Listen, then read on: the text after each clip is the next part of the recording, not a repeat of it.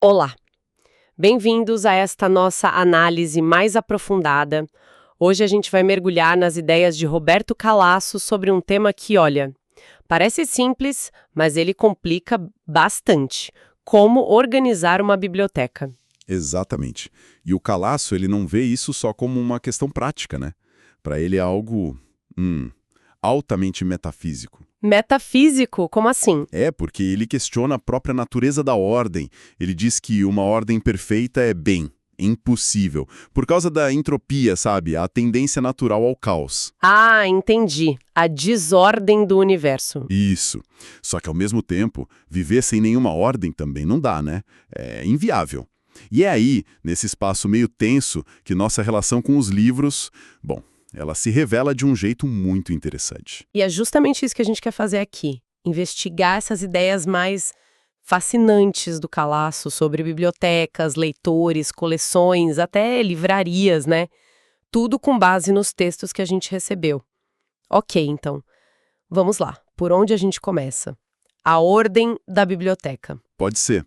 Ele sugere que não tem uma ordem certa, né? A melhor ordem, para ele, é plural. Tem que refletir quem usa a biblioteca. Plural como? Ele fala em duas dimensões de tempo, assim, operando juntas. A sincrônica, que é tipo a foto de hoje, sabe? Como a biblioteca funciona agora para o uso atual. Ok, o presente. E a outra. E a diacrônica, que são as marcas do tempo, as camadas, quase como geologia. Como a coleção foi se formando com as fases da vida da pessoa, os interesses que mudam, os caprichos. Nossa, uma visão bem orgânica, né? Camadas geológicas de livros. E ele inclui as ordens mais, digamos, óbvias também, tipo alfabética. Sim, sim. Ele menciona as ordens funcionais, tipo organizar por assunto para achar rápido, e as maquináticas, como a alfabética. Mas o ponto dele é que a mistura de tudo isso, pessoal, o histórico, o funcional, cria uma ordem meio esburacada, cheia de falhas, perto do caos. Um caos com sentido, então. Exato. E aí entra aquela regra famosa do Aby Warburg, né? A do bom vizinho. Ah, sim, explica um pouco pra gente. O Warburg, que era um historiador da arte obcecado com a própria biblioteca, ele acreditava que, na biblioteca ideal, quando você procura um livro, muitas vezes o livro que está do lado, o tal bom vizinho, acaba sendo ainda mais útil. Abre uma conexão que você não esperava. Que interessante! E o Calasso viveu isso. Sim, ele conta que sentiu isso na pele lá no Warburg Institute, em Londres. A biblioteca do Warburg era vista como um lugar psíquico, sabe? Uma tentativa de mapear o pensamento do próprio Warburg. Biblioteca como mapa da mente. Faz todo sentido. E isso leva a gente para o jeito bem particular do Calasso lidar com os próprios livros, né? Aquela história de cobrir. Ah, essa parte é ótima. Ele confessa que cobria quase todos os livros dele com papel vegetal ou papel de seda, tipo os antiquários franceses faziam. E por quê? Para proteger a capa, imagino? Bom, essa era a desculpa oficial, mas a razão verdadeira, ele admite, era outra. Ah, é? E qual era? Era para complicar a própria vida, deixar os títulos na lombada mais difíceis de ler, quase ilegíveis mesmo. Complicar. Mas para quê? Ele dizia que isso dava um alívio, sabe? Para não ser confrontado o tempo todo pela presença de cada livro ali na estante. Ele preferia achar os livros quase pelo tato. Ele descreve como delicadamente mumificados. Mumificados. Que imagem. Menos informação visual para ter mais paz. Isso. E tinha outro motivo também, um pouco menos confessável. Conta, conta. Era para dificultar a vida dos visitantes, para que ninguém identificasse rápido demais os títulos e invadisse assim a paisagem mental dele de supetão, evitar uma intimidade forçada, entende? Entendo. Ele até compara isso com aquelas estantes vazias que a gente vê atrás de político na TV, né? Exato. Para ele, a biblioteca não é só um depósito, é uma fronteira do eu. E a organização, ou até a ocultação, é um jeito de gerenciar essa identidade para o mundo. Fascinante. Essa defesa da privacidade intelectual pela organização física. E sobre o leitor? O Calasso diferenciava os tipos de leitura? Sim, ele faz uma distinção importante. Tem a leitura que é tipo contínua, quase como respirar, e tem a leitura esporádica. E o verdadeiro leitor? O verdadeiro leitor, para ele, é esse que está sempre lendo várias coisas ao mesmo tempo, seguindo um fio ou vários fios que vão se tecendo e desfazendo a cada livro novo. Uma imersão constante. Isso. Ele até cita uma frase forte de um chinês na fila de execução: cada linha lida está no lucro. Mostra a urgência, a intensidade dessa relação. Nossa, que pesado. E ele parecia gostar de uma certa anarquia na leitura também, né? Totalmente. Ele admirava o jovem Pierre Bayle, que pulava de livro em livro como um amante volúvel, e defendia o que ele chama de leitura selvagem. Leitura selvagem? O que é isso? É a capacidade de aprender até com livrescos, como ele dizia. Ele cita um amigo, o Baslin, que achava pérolas em bancas de usados em Roma. A ideia é que o aprendizado não está só nos clássicos, sabe? A descoberta pode vir de qualquer lugar. Entendi. Não ter preconceito com o material. E o livro como objeto? Ele tinha uma visão sobre a forma física do livro? Tinha sim. Ele faz uma comparação que eu acho genial. O livro é como a colher. São objetos que foram inventados de uma vez só, sabe? Atingiram uma forma perfeita para a função deles. A colher. Interessante. E o livro? Ele diz que o Códex, aquele formato com páginas costuradas que surgiu lá pelo século IV d.C., já era o livro essencial, muito antes de Gutenberg. A forma física se adapta perfeitamente aos nossos gestos de segurar, folhear, ler. Então, o formato não é um acaso, faz parte da essência. E como isso se liga à ideia das coleções editoriais, que ele também discute bastante? A ligação é direta. Se o livro é esse objeto perfeito, os editores podem agrupá-los de um jeito que crie sentido. Para Calasso, criar uma coleção é uma das altas especulações editoriais. Não é só design bonito, é criar um enclave com sentido próprio. Um mundo dentro do mundo dos livros? Exato. Ele até critica um pouco a cultura do one-shot, sabe? Livros lançados de forma isolada sem se conectar a outros. E ele dá exemplos de coleções que funcionam assim, que criam esse tal enclave. Dá sim. Ele cita algumas italianas importantes do pós-guerra. O Saggi, da Einaudi, que tinha uma cara de esquerda iluminada, ou La Cultura, do Saggiatore, que era mais ligado ao pensamento novo da época. Fenomenologia, estruturalismo. E tinha uma alemã que ele gostava muito, né? Tinha a Der Jüngste Tag, do Kurt Wolff, lá do começo do século XX. Essa era especial para ele. Por quê? O que tinha editor especial? Porque foi ali que saíram os primeiros livros de gente como Kafka, Robert Walser. E ele disse que aqueles livrinhos fininhos, capa preta, mesmo hoje, mais de 100 anos depois, eles meio que exigem ficar juntos na estante. A coleção criou uma identidade muito forte. Entendi. A regra seria, se você gosta de um, provavelmente vai gostar dos outros da coleção. Exatamente, essa é a regra de ouro para ele. A coleção funciona se quem compra um título é um leitor em potencial dos outros. Cria um universo próprio. Essa coisa dos livros se conectando, criando universos, isso aparece também naquelas histórias de descobertas em sebos que ele conta, né? Aqueles acasos felizes. Sim, são momentos quase mágicos que mostram como os livros têm vida própria, abrem sua fata libelli, né? Os livros têm seu destino. Ele conta de achar num sebo um livrinho do Freud com dedicatória para um amigo arqueólogo. Certo. E do lado, esquecido, um livro do Wilhelm Fliess, que o Freud chamou de o mais amado de seus inimigos. Dois caras super ligados reunidos ali pelo acaso numa prateleira. É incrível. Nossa, que coincidência. E tem a história do Pound também, né? Isso, uma edição das Rimas do Cavalcante feita pelo Ezra Pound, quase fantasma, publicada em Gênova. Ele achou por causa de uma notinha num catálogo. A edição tinha escrito edição emendada nas ruínas e uma dedicatória do próprio Pound. Uau! Ou achar num leilão um lote que ninguém deu muita bola, mas que tinha escritos do Aby Warburg, cópias pessoais com dedicatória, um relatório super importante sobre a biblioteca Warburg. Esses achados não são só sorte, né? Mostram o leitor como alguém que reconhece o valor nessas conexões. E essa conexão física, histórica, parece ser o motivo para ele defender tanto ler nas primeiras edições, certo? Não é só pelo valor. Exatamente. Não é fetichismo de colecionador que deixa o livro intocado. Para ele, a primeira edição tem a estampagem do tempo. O formato, a letra, as margens, até os errinhos, Tudo isso faz parte da obra, nasceu junto com ela. E isso muda a leitura. Ele dá exemplos? Dá sim. O primeiro livro do Kafka, Betharton, o formato era alto, com margens largas. Isso se perde nas edições de bolso hoje. Ou, um caso ainda mais claro, o dicionário do Pierre Bayle. O que tem o dicionário do Bayle? Na edição original, as notas de rodapé são gigantescas, ocupam quase a página toda. E era ali, nas notas, que o Bayle escondia as ideias mais polêmicas, a malícia dele.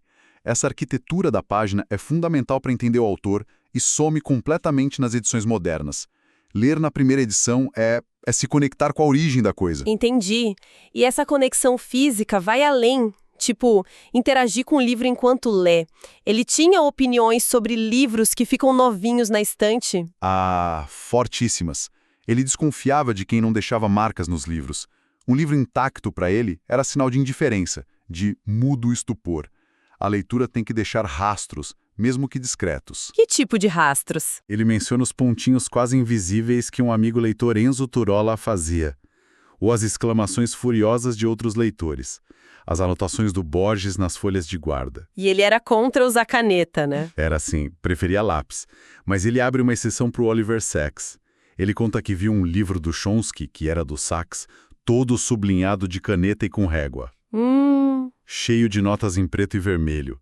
Uma explosão controlada. Ele perdoa pela irreprimível influência do Sacks. Mas o ponto é, o importante é usar o livro, ter contato. E isso se liga com aquela citação sobre o fetichismo? Do sapato? Exatamente, a citação do Karl Kraus, sobre o sol não há ser mais infeliz do que o fetichista que almeja um sapato de mulher e tem de se contentar com uma mulher inteira.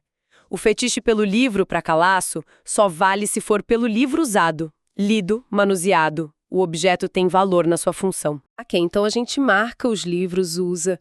Mas e quando um livro não serve mais? Como lidar com o descarte, a necessidade de excluir para manter alguma ordem? Olha, uma biblioteca também se faz pelo que não está lá, né? O Calasso fala dessa necessidade de excluir. Livros ruins, edições que ficaram velhas, presentes que a gente não gosta. E como fazer isso? Ele sugere algo? Ele menciona a tática do Borges, que ele achava elegante. Sair com uma pilha de livros indesejados, sentar num café e discretamente esquecer o pacote lá ao sair, torçando para ninguém devolver. Podar a biblioteca é tão importante quanto comprar mais. Faz sentido. Falando em comprar, Calasso também pensa sobre as livrarias, né? Qual seria a livraria ideal para ele? A regra dele é ótima. A livraria ideal é aquela onde você sempre acaba comprando pelo menos um livro. E muitas vezes não é aquele que você foi buscar. Ah, serendipidade de novo. Línguas misturados, livreiros que conhecem o lugar, mas não ficam em cima. E o que essa livraria tem de especial? O que ela oferece que o online não oferece? Ela cria essa experiência de descoberta, sabe? Uma mini Europa literária ali, você acha o inesperado. Isso é o oposto do desafio de muitas livrarias hoje, que ficam soterradas pela avalanche de novidades e lutam por cada centímetro. Calasso é bem claro, a livraria física não vai ganhar da Amazon em quantidade de estoque ou rapidez. A aposta tem que ser no que o digital não tem, o contato físico e, principalmente, a qualidade. Qualidade, uma palavra difícil, né? Como ele define isso para uma livraria? Ele mesmo diz que é elusiva, cita até o Pirsig, mas ela se manifesta no ambiente, na atmosfera e, acima de tudo, na curadoria, na seleção do que é oferecido. E como seria essa curadoria na prática? Ele tem alguma ideia? Tem. Ele sugere, por exemplo, criar uma seção de autores, ou literatura, Weltliteratur, como ele diz. Ali você juntaria várias obras de um mesmo escritor importante. Não importa o gênero, romance, ensaio, poesia. Interessante.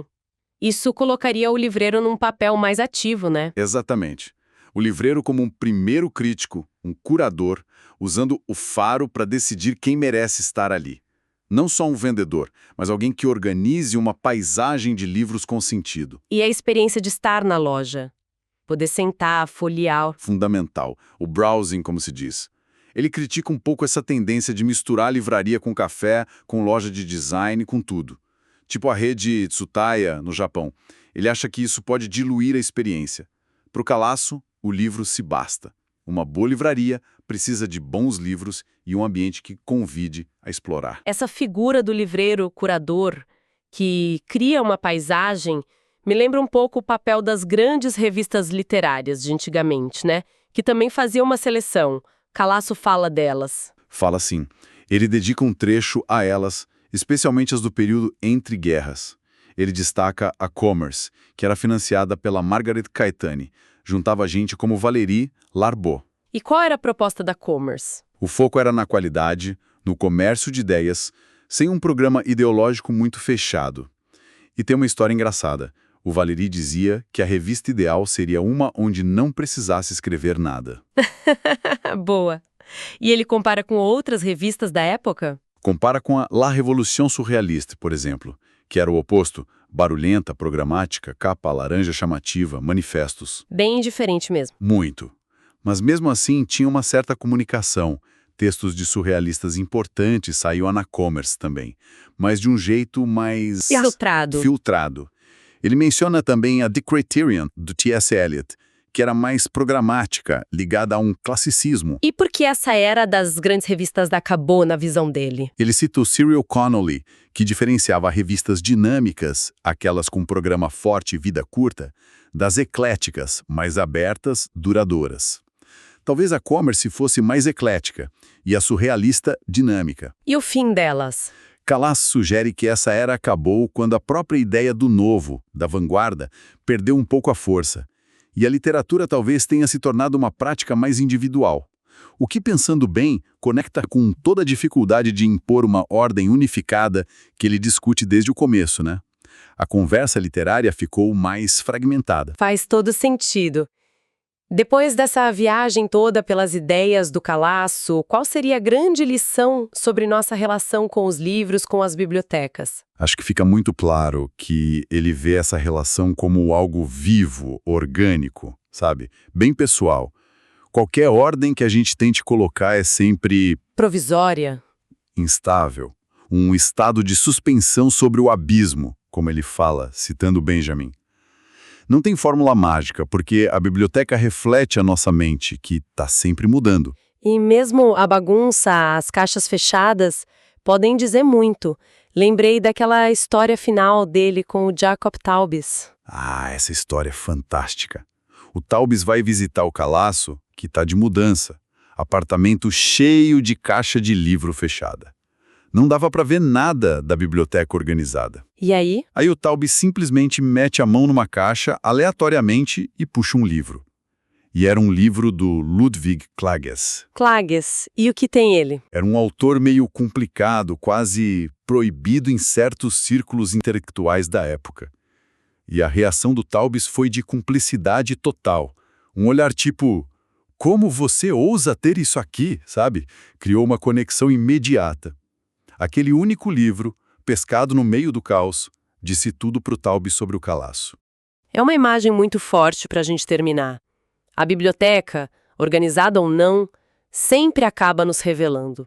É um espelho das nossas buscas, das nossas afinidades, até das nossas contradições. Exatamente. E talvez a pergunta que o Calasso deixa no ar não seja tanto como ter a biblioteca perfeita, mas sim, o que é o nosso jeito particular, talvez imperfeito, de viver com os nossos livros, diz sobre quem a gente realmente é. Fica aí a reflexão.